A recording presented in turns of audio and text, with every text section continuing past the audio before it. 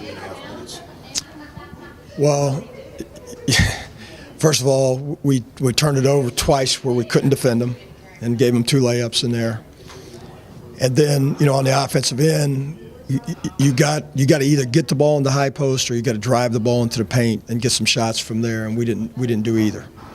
And we throwing around on the perimeter.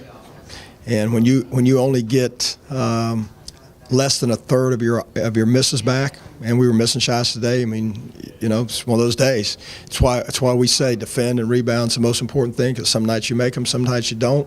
Tonight we weren't making them, but the problem is we had 9 offensive rebounds out of 29 misses, and that's less than 30%. And we've been a team that's been rebounding at a 40% clip, almost 38 to 4. I think after the last game probably 40, but we can't. You can't win that way on the road when you're not making shots. If you don't defend and rebound, you don't make. And again, they had 50. You think, well, you should win if you get 50. Okay, but in reality, they should have had probably 42.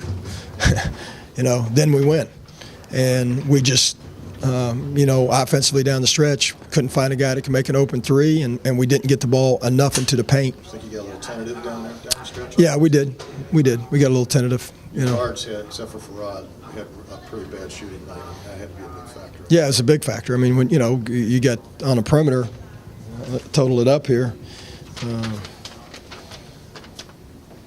On the perimeter, our perimeter players, we are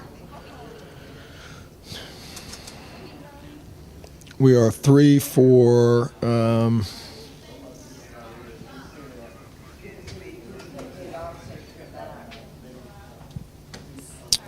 3 for 20 from the other guys besides Farad.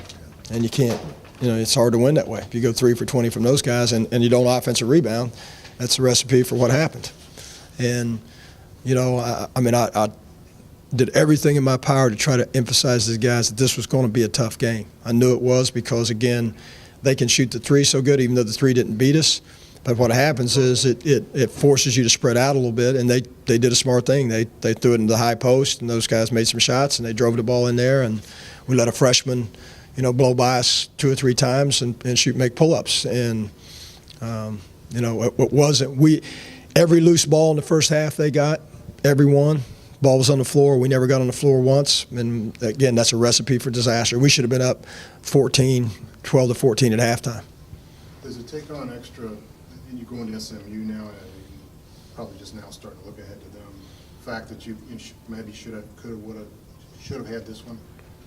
Well, yeah. I mean, any loss at this point in the season, when you're fighting to try to be in the conference race, I mean, any loss is you can't. And these here, like you beat this team at home by 20, you can't come down here and lose. Now, you go to SMU and it's it's a must win. You got to go win. And it's going to be a tough environment. They're going to be laying for us because we beat them the first time, kind of like, we were for UConn. So, the Bearcats are going to have to play their best basketball. The Bearcats are going to have to beat the Bearcats. If there's a loose ball, we better get all of them. If there's a 50-50 ball in the air, we better get all of them if we want to go win at SMU. Why didn't Troy start? Coach's decision.